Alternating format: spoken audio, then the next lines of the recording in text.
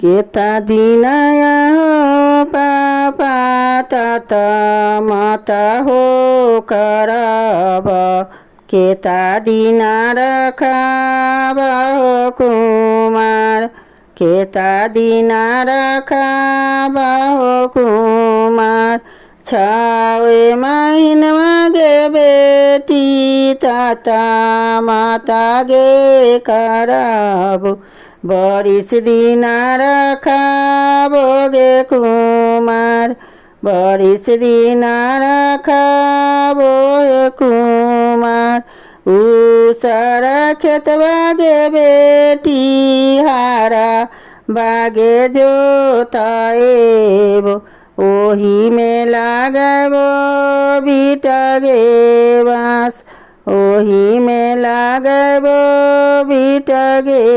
बाँस ताहियो बाँस गे बेटी मारा बागे छाबाएबो तबे करबो तोहारो गे बिया कबे करबो तोहारो गे बिया कहाँ गेला किए बेला गाँव केरा रे हजामा पंडित लोग जाला धीरे बोला पंडित लोग जाला धीरे बोला जब हो पंडिता लोग मारौआ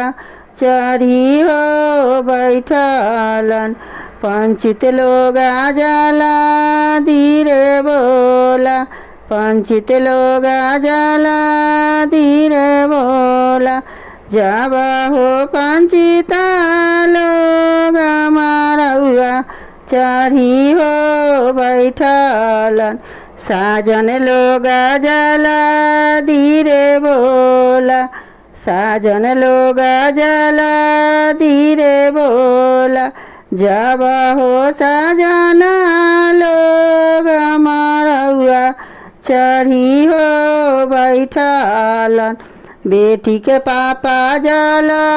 धीरे बोला बेटी के पापा जाला धीरे बोला जब हो बेटी के पापा मारौआ चढ़ी हो बैठलन सुंदर बड़ा जाला धीरे बोला सुंदर बड़ा जाला धीरे बोला जब हो सुंदर बड़ा मारौआ चढ़ी हो बैठलन सुंदर धिया जाला धीरे बोला सुंदर धिया जाला धीरे बोला जब हे सुंदर धिया पापा जांघी हे बैठल होए लागल विधा बेहावार होए लागल विधा बेहावार बेटी के अम्मा रोवे छाती है फार बेटी के अम्मा रोवे छाती है फार दूधवा पियलियोगे बेटी तेला बागे लगलियौ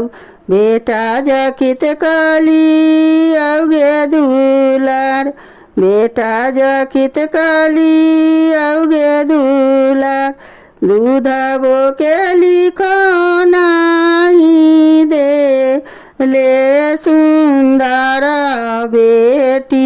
चाली भेले जोगिया के संग चाली भेल तपसिया के संग दूधबो के लिखो जानू दे थोने अपन भैया ओहे भैया दासी हो तोहार ओहे भैया दासी हो तोहार केता दिनाया हो पापा ताता माता हो करब केता दिन रखब हो कुमार काता दिन रखा